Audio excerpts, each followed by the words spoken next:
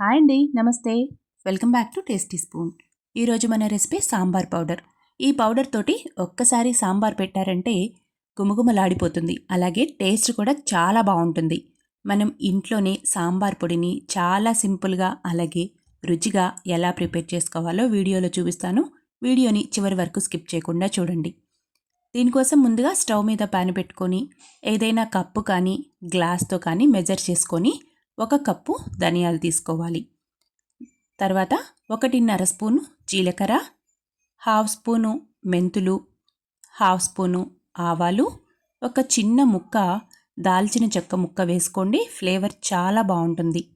వీటన్నిటిని లో ఫ్లేమ్ మీద ఆవాలు బాగా చిటపట్లాడేంత వరకు ఫ్రై చేసుకోవాలి.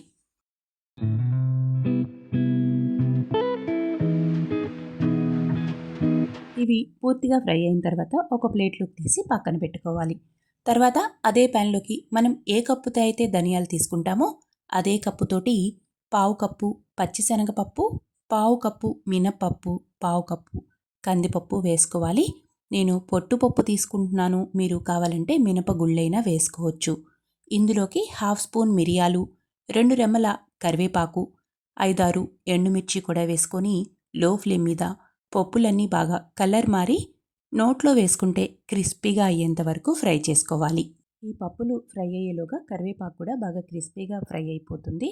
అలాగే చల్లారిన తర్వాత మరికొద్దిగా క్రిస్పీ అవుతుంది. ఇలా పప్పులన్నీ చక్కగా కలర్ మారే వరకు ఫ్రై చేసుకోవాలి. ఇలా కనుక సాంబార్ పొడి చేసి పెట్టుకున్నారంటే స్టోర్ నుంచి పొడి తెచ్చుకోవాల్సిన అవసరమే లేదు. స్టవ్ ఆపేసుకొని వీటిని కూడా పూర్తిగా చల్లారనివ్వాలి.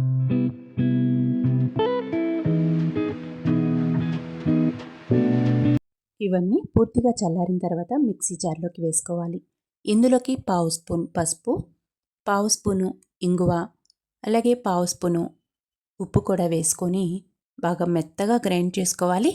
వీలైనంత మెత్తగా గ్రైండ్ చేసుకోండి, అప్పుడే సాంబార్ పొడి బాగుంటుంది. వీడియోలో చూపిస్తున్నట్లుగా చక్కగా సాఫ్ట్గా గ్రైండ్ చేసుకోవాలి. ఇలా రెడీ చేసుకున్న సాంబార్ పొడిని మీ సాంబార్ క్వాంటిటీకి తగ్గట్టుగా 1 or 2 స్పూన్స్ సాంబారు మరిగించుకునేటప్పుడు వేసుకోవాలి. అంతే అండి, ఎంతో రుచిగా మనం ఇంట్లోనే ప్రిపేర్ చేసుకునే సాంబార్ పొడి రెడీ అయిపోయింది. ఇది పూర్తిగా చల్లారిన తర్వాత 8 డబ్బాలో పెట్టుకున్నారంటే 3-4 months వరకు స్టోర్ చేసుకోవచ్చు. మీకు ఈ సాంబార్ పొడి రెసిపీ నచ్చినట్లయితే ఒక లైక్ చేయండి.